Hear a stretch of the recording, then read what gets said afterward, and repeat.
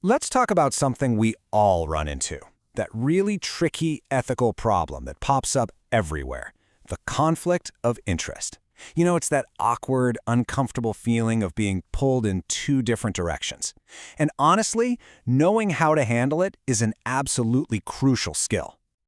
Okay, let's just dive right in with a classic scenario. Picture this. You are the one in charge of awarding a big contract at your job.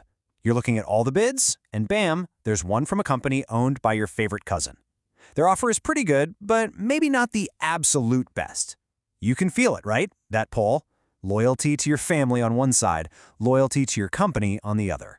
What do? Well, that feeling? It has a name. It's a textbook potential conflict of interest. And learning how to navigate these moments is, without a doubt, a core skill for anyone who wants to build a career on a foundation of trust and integrity. So let's really break this down. At its very heart, a conflict of interest is a tale of two loyalties. It's this constant push and pull between what you should do professionally and what you might really, personally, want to do. But to really get a handle on this, we've got to have a clear definition, right? What exactly are we talking about when we say conflict of interest? All right, so here's the official take. A conflict of interest is any situation where your personal interests, we're talking money, family, friendships, you name it, could potentially improperly influence your professional judgment. It's that moment where someone could reasonably question whether you can still be unbiased and fair. Think of it like a tug of war. On one end of the rope, you have your professional duty, your responsibility to do what's best for your employer, your clients, your stakeholders. And on the other end, you've got your personal interests. The chance to make some extra money or to help out a loved one. The conflict lives in that tension, right in the middle of the rope. And this is the real danger. It's not always about some cartoon villain driven by greed. The real poison here is how a conflict can cloud your judgment, sometimes without you even realizing it. Because the second people even suspect your judgment is biased, trust, which is the bedrock of any professional relationship, just starts to crumble. Okay, so these conflicts can show up in a bunch of different ways. Let's go through a quick field guide so you know how to spot the most common types out in the wild. First up, we have a familiar one, nepotism. This is when your personal loyalty to family or friends gets in the way of your professional duty to make a fair choice based on who's actually the most qualified. It's all about giving an unfair leg up to people you know. And here's a perfect example. The manager is supposed to hire the best person for the job, period. But their personal relationship with their niece leads them to make a biased decision. That's not just unfair, it actually hurts the whole organization. Next, we've got a really big one called self-dealing. This happens when you use your position of authority to make a decision that directly benefits you personally. You're basically on both sides of the deal, using your company's money to pay yourself. Think about it. This board member's duty is to pick the absolute best contractor for the company, but their personal interest is making their own side business rich. There's just no way they can serve both of those interests fairly. It's impossible. Now, these individual examples might seem small, but when conflicts of interest are ignored and allowed to run wild on a massive scale, the results can be absolutely catastrophic. And there's no better cautionary tale than the Enron scandal.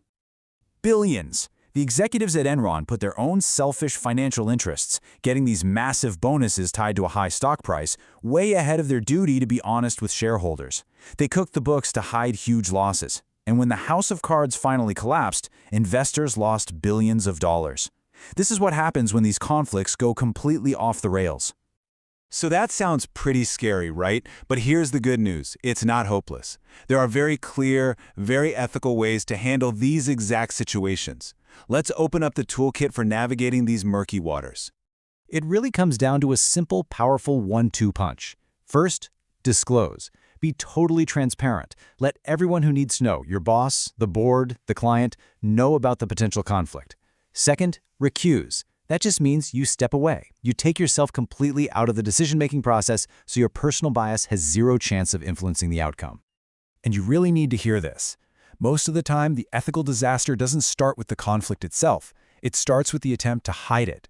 Secrecy is what turns a manageable problem into a full-blown crisis. Transparency is always your best defense. If you only take one single thing away from all of this, please make it this simple mantra. If in doubt, disclose or avoid. That's your ethical compass. If any situation feels even a little bit shady, or if you think it might look bad to an outsider, you have two choices.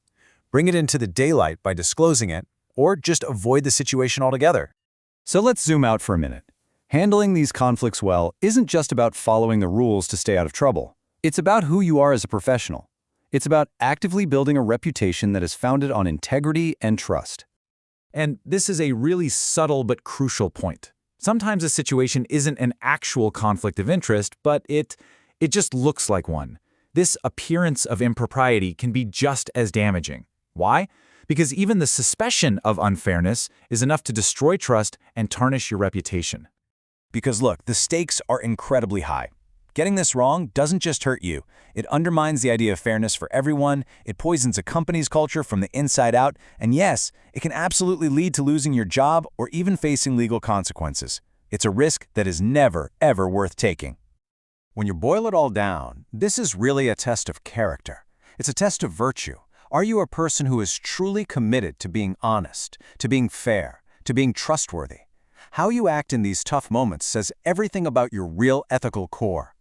And this quote just nails it, right? Real integrity isn't about how you behave when your boss is looking over your shoulder. It's about the choices you make when you think no one will ever find out. That's the real test.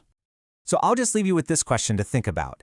In those moments of divided loyalty, when it's your personal interest versus your professional duty, and there's nobody there to watch you, how will you choose to act? What are you going to do to protect your integrity?